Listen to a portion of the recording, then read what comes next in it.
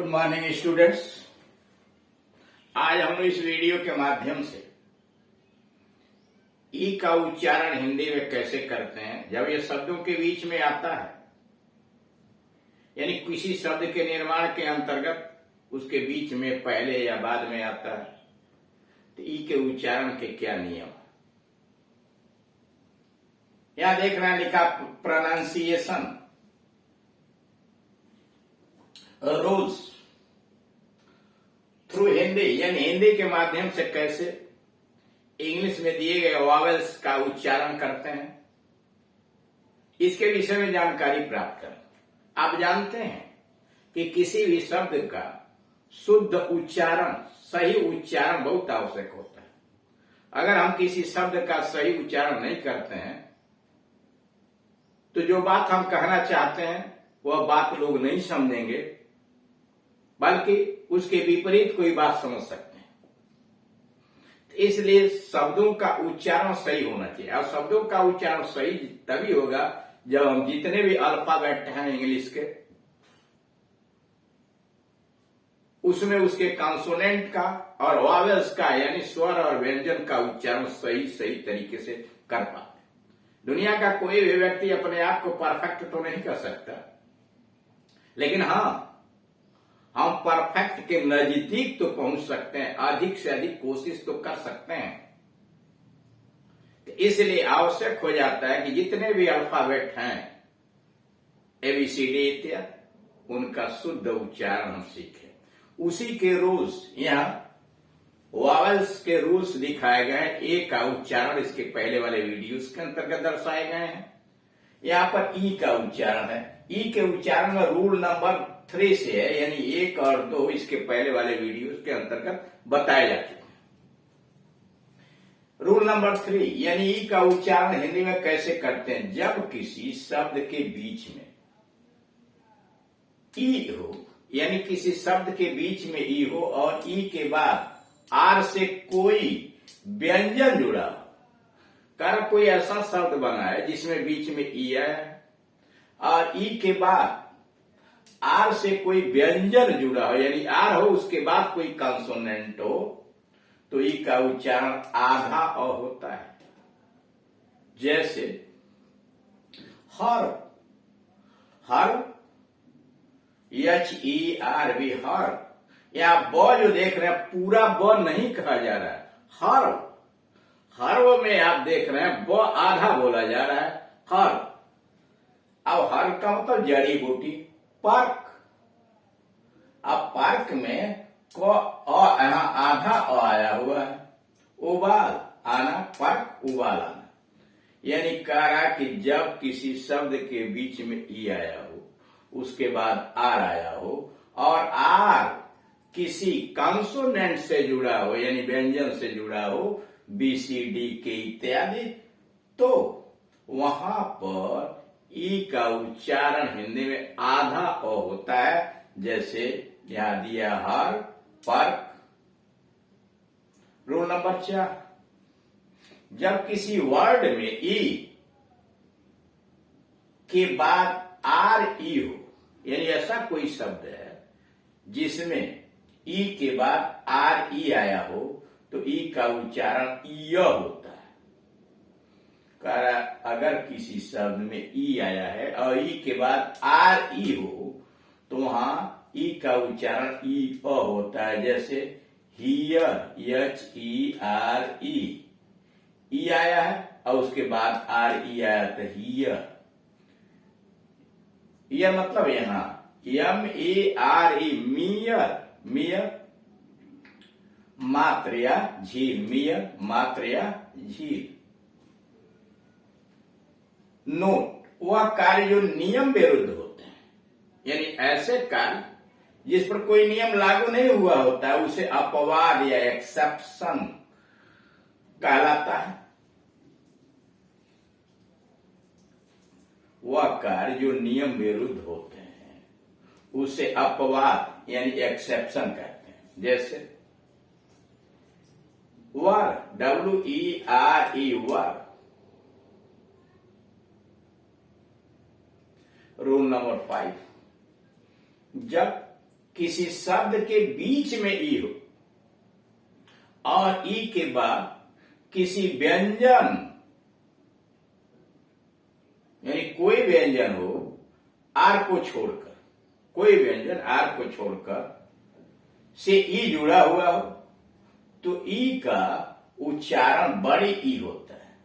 कहा जब किसी शब्द के बीच में ई हो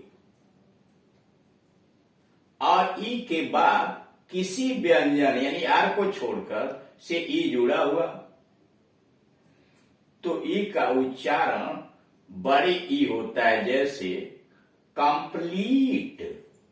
तो यहां देख रहे हैं ई आया है और तो यहां ल पर बड़ी ई की मात्रा कंप्लीट मतलब पूर्ण।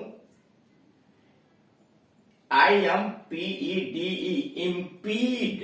अब यहां इस ई का मतलब बड़ी ई है इम्पीड।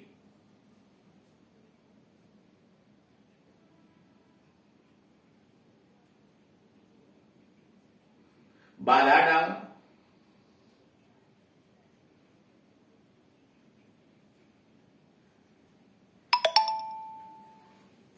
सर यहां पर इम्पीड को ऐसे होना चाहिए, इम्पीड।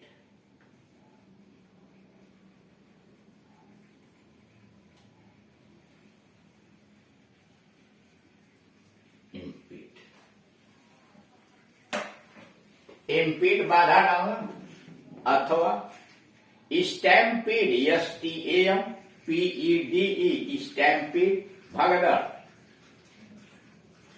रूल नंबर 6, जब किसी शब्द के अंत में ई हो यानी कोई ऐसा शब्द बना है जिसके अंत में ई हो तो ई का उच्चारण नहीं होता है। कारण अगर किसी शब्द के अंत में ई आया है तो ई का उच्चारण नहीं होता है, लेकिन कुछ शब्द ऐसे हैं जिनमें ई का उच्चारण ई छोटी ई या बड़ी ई या ए होता है। कारण साधारण सा नियम तो यह है कि किसी वर्ड के अंत में ई आया हो तो उसका उच्चारण नहीं होता है, लेकिन कुछ शब्द ऐसे हैं जिसमें ई का उच्चारण ई छोटी ए बड़ी ए या ए होता है, जैसे क्लीसे CLICHE क्लीसे मतलब ठप्पा। यहां देख रहा है ई का उच्चारण हुआ है। कूपी COUP कूपी। पातनांस पातनांस। डेरे DELA डेरे। फिनाले FINALE फिनाले अंत, यानी इनका उच्चारण हुआ है। रूल नंबर 7, जब किसी शब्द में ई के साथ ए जुड़ा हो यानी ऐसा कोई शब्द आया हो जिसमें ई के साथ ए जुड़ा हुआ हो, यानी जब किसी शब्द में ई के साथ ए जुड़ा हो तो ई का उच्चारण मुख्यतः बड़ी ई होता है। कारण जब किसी शब्द में ई के साथ ए जुड़ा हो तो ई का उच्चारण मुख्यतः बड़ी ई होता है, जैसे पीक PEAK पीक। पीक का मतलब शिखर चोटी। SHEAF श्रीप शिव। पुलिंदा शिव पुलिंदा। TEAT चाय। रूल नंबर 8, जब किसी शब्द में ई के बाद D TH LTH SA VEN इत्यादि हो। कारण जब किसी शब्द में EA के बाद D आ जाए, TH आ जाए, LTH हो, SA हो, VEN इत्यादि हो, या EA के पहले B आ और इसके बाद KST हो तो EA का उच्चारण ए होता है, जैसे BREAD ब्रेड ब्रेड रोटी। तो अब यहां देख रहे हैं EA आया है और उसके बाद D आया हुआ है, इसलिए इसमें ए की मात्रा हुई ब्रेड।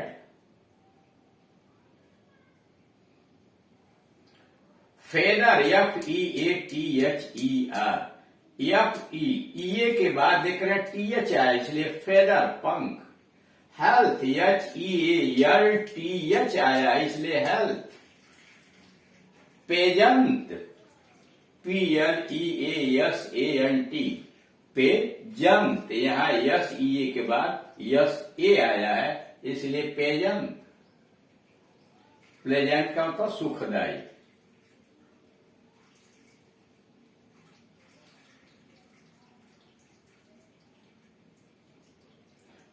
पसी, POSSE, पसी, POSSE, पसी। मेला, कुछ ऐसे शब्द होते हैं जिसमें उपयुक्त लेटर ना रहने के बावजूद भी, कुछ ऐसे शब्द भी हैं जिसमें उपयुक्त शब्द न रहने के बावजूद भी AR का उच्चारण ए होता है,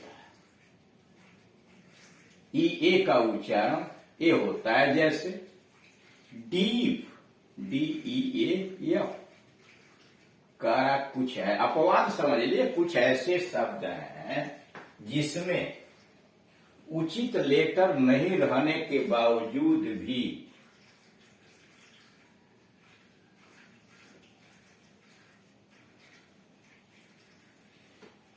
ये का उच्चारण ए होता है। जैसे डीप के अंतर्गत डेफ, DEAF, डेफ, डेफ मतलब बहरा। जेलस, JEALOUS, उपयुक्त तो नहीं है लेकिन जेलस आया, जेलस, ईर्ष्या। स्टेक, STEAK, स्टेक, मांस या मछली का टुकड़ा, स्टेक, STEAK, मांस या मछली का टुकड़ा। YEA, YEA को पढ़ते हैं ये का मतलब हाँ।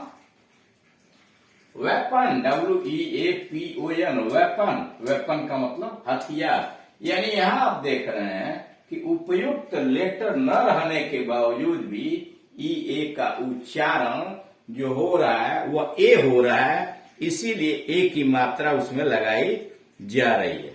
तो इस प्रकार से आपने देखा कि ई के उच्चारण के विभिन्न नियम हैं और इस विभिन्न नियमों के अनुसार शब्दों का उच्चारण बदलता जा रहा है। कहीं छोटी ई हो रहा है, कहीं आधा अ हो रहा है, कहीं बड़ी ई हो रहा है, कहीं ए उसका उच्चारण हो रहा है।